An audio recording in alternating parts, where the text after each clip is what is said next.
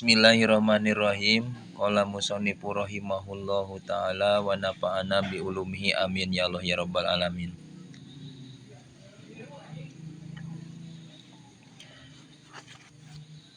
Fal hadisu makari hadis al awalu anu awal eta ajaja ngaijajahkeun ni ka kuring bihi kana ieu hadis saha al alamatu anu banget alim.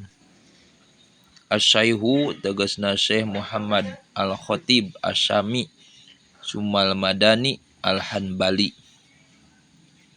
Wa huwa sareng atu Syekh eta bin Usman bin Abbas bin Usman an masyayikhina ti guru-guruna itu Syekh mutasilan barina nu nyambung ila Abi Dzar Al-Ghifari radhiyallahu an.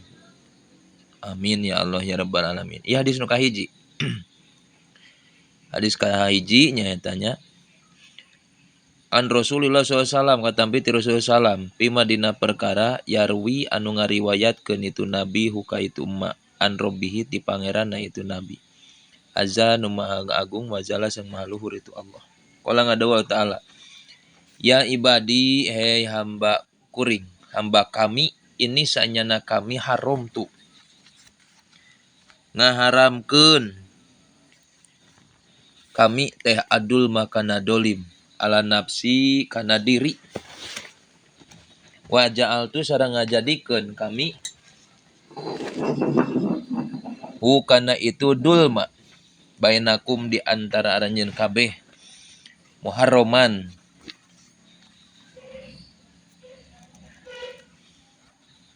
kana anu diharamkeun pala tadolamu maka ulah silih dolim maraneh kabeh teh.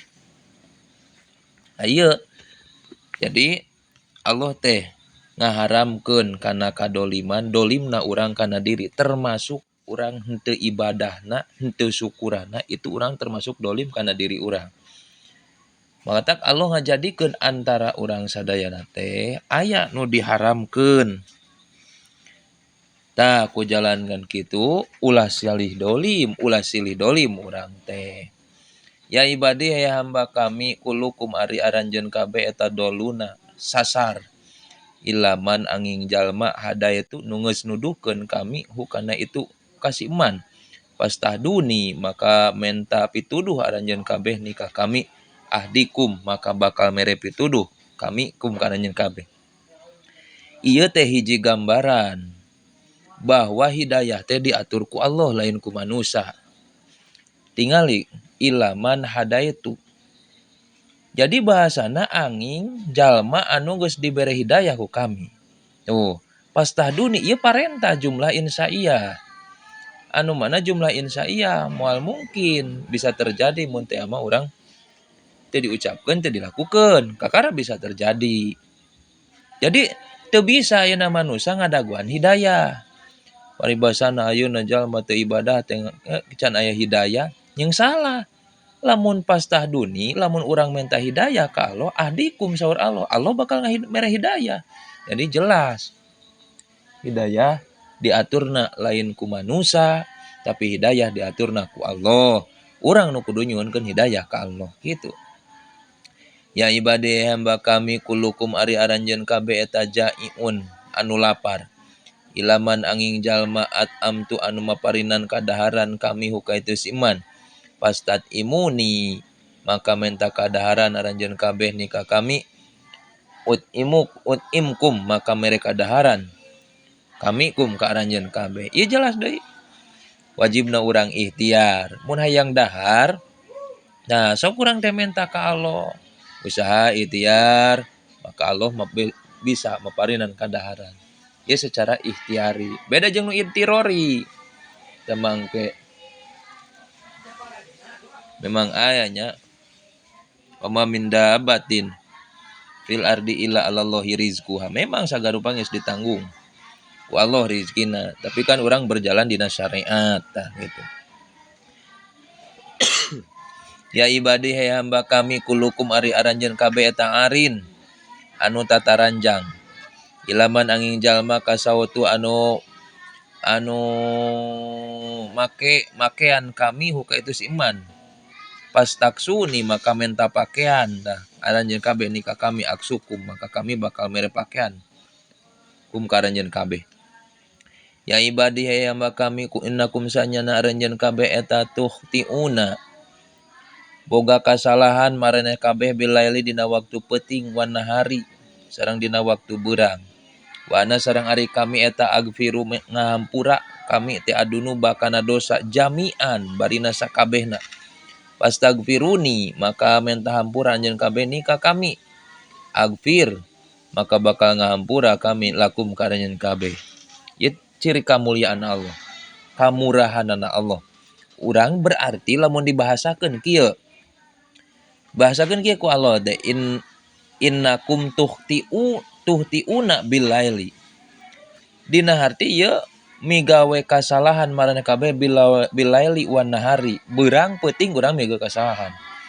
Dina harti kudu aya heula urang dina nalika Allah agfir lakum kudu aya urang heula pengakuan kana dosa.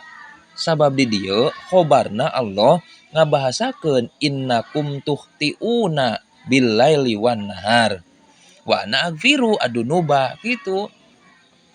Jadi jelas, ieu teh Allah ngabejakeun heula kana dosa maraneh cek Allah teh.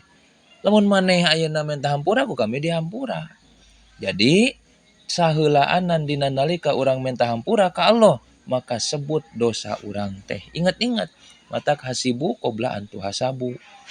Kudu muhasabah urang ngitung-ngitung kana dosa samemeh dihisab kitu. Aya jalan syariat Allah ayeuna ngahampura kana dosa urang. Ya ibadi hamba kami innakum sanyana aranjeun kabeh eta lam tablugu moal bisa tepi maraneh kabeh teh duri kana ngamadaratkeun ka kami pataduruni maka nyuprih madarat maraneh kabeh ni ka kami walam tablugu sareng moal nepi maraneh kabeh napi kana mere manfaat ka kami patang fauni maka moal ngamanfaatkeun maraneh kabeh ni ka kami. Dina harti kieu sakumaha ayeuna jalma sakabeh alam dunia teu iman ka Allah tetep moal mungkin eta jalma nu sakabehna teu iman matak ngamadaratkeun ka Allah moal tuh nya.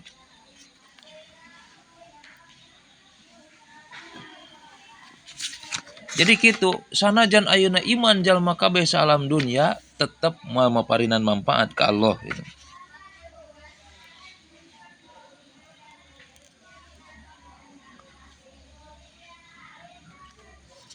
Perikeun kieu nya ye. Moal mampu ngalakukeun ngamadaratkeun urang ka Allah moal mampu. Sakumahana oge urang berusaha yang ngamadaratkeun ka Allah moal mampu. Moal bisa urang nimbulkeun kamadaratan ka Allah. Sabab naon Allah mah sampurna. Allah kawasa, Allah nu agung. Moal aya hiji madarat oge anu matak ngamadaratkeun ka Allah meskipun komo ieu ti makhlukna nya, komo ti makhlukna jelas. Kitu deui moal bisa urang mere kamanfaatan ka Allah.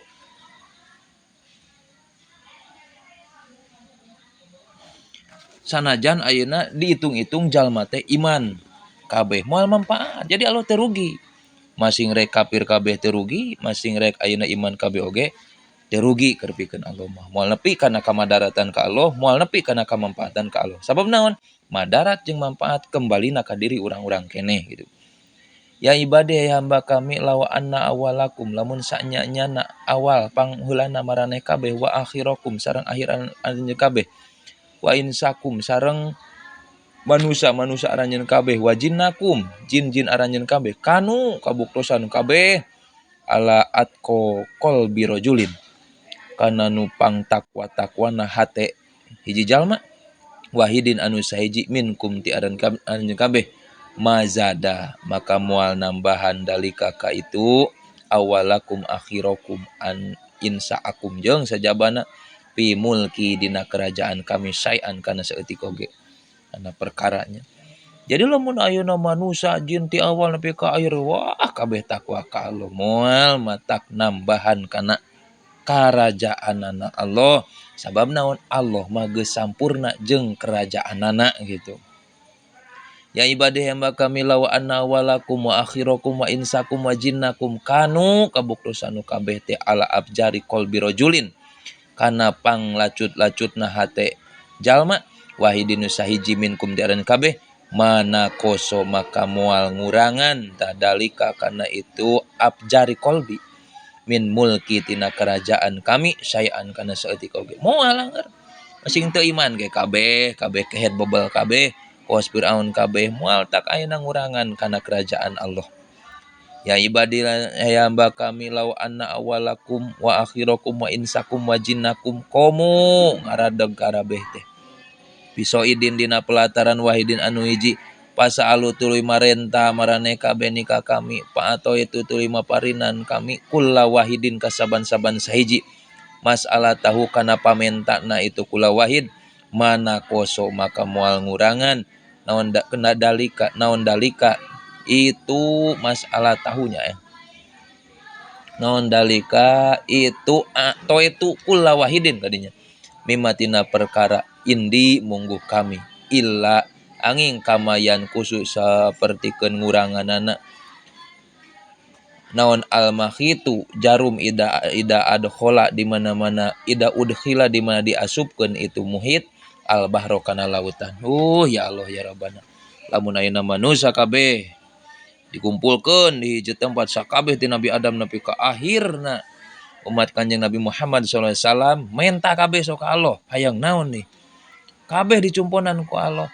Maka moal mungkin tah ngurangan tina kakawasaan Allah balik dah sapertikeun ayeuna urang ngalungkeun jarum ka laut dina pada eueuh kaciri tapakna bakat kunaon sampurnana ieu kakawasaan Allah gitu.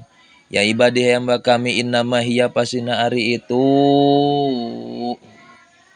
itu macam-macam amal nu tadi disebutkeunnya madgur gitu nya eta a'malukum aranjeun kabeh eta usiha ngitung-ngitung kami hakana itu amal lakum pikeun aranjeun kabeh summa wafikum tuluy nyampurnakeun kami kum kana kabeh iya hakana itu amal paman mangka sing sajalma wajada nu manggihan siman khairon kana kali alusan paliyahmad maka kudu muji si iman Allah ka Gusti Allah waman sing sajalma wajada nu manggi si iman goero zalika kana salianti itu khair pala yalumanna maka ulah nyacad si iman teh illa nafsu angin kana dirina itu si iman.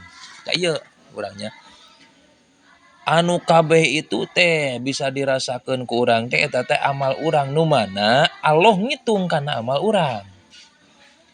Geus ngitung teh Allah kana amal CCTV Allah leuwih luar biasa teh nimang CCTV manusia.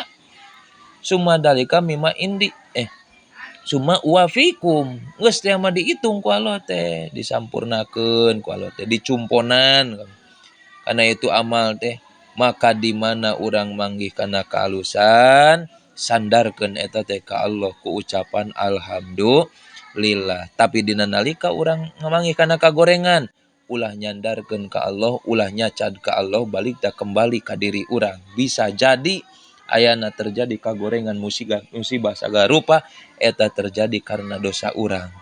Dicontohan ku Nabi Adam alaihi salam. Dina nalika Nabi Adam dilungsurkeun di surga, tetep doana Robbana dolamna anfusana wa illam taghfir lana lanakunanna minal khosirin. Nabi Adam teu nyalahkeun ka setan.